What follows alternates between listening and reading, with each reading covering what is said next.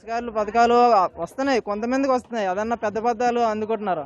చిన్న చిన్న వాళ్ళు, మానాటోళ్ళు, మత్స్యకారులు అందరికీ అందట్లేదు. ఈ 2 నెలలు బోట్లు ఆపినప్పుడు 10,000 వేస్తారు. అది చాలకపోయినా మనం ఏదో అది చేయడం ఇస్తే తీసుకున్నట్టు అది లేదు.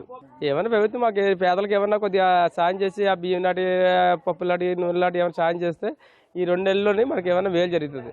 ఇప్పుడున్న గవర్నమెంట్ మా మత్స్యకారులకి ఏదైనా ఉపాధి బలపోయిన శాఖ సబ్సిడీ రూపంగా ఒక వలైనా కూడా ఇవ్వలేదు, తర్వాత బోట్లు కూడా ఇవ్వలేదు. ఒక మత్స్యశాఖ మంత్రిగా ఉండి ఒక మత్స్యకారు సీది అప్పలరాజు గారు ఎన్నో వలలు కూడా కాలిపోయేవి, ఈ రోజు వరకు కూడా న్యాయం చేయలేదు. 10 లక్షలన్నా ఎంతమంది చచ్చిపోయారు కూడా ఈ రోజు వరకు అందలేదు. కానీ ఈ ప్రభుత్వంలో అన్ని కూడా అవమానాలు మత్స్యకారులు జరిగాయి.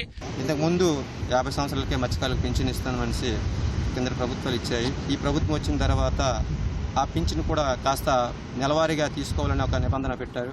రెక్కాడితే కానీ డొక్కాడిన పరిస్థితుల్లో వలసలు వెళ్ళిపోవడం మత్స్యకారులు ఎక్కువ జరుగుతుంటుంది. ఒక నెల రోజుల్లోనే మళ్ళీ ఆ పింఛను తీసుకునే అవకాశం అయితే వాళ్ళకి ఉండదు. కాబట్టి ఆ విధంగా కూడా చాలా తీవ్ర నష్టం కలుగుతుంది.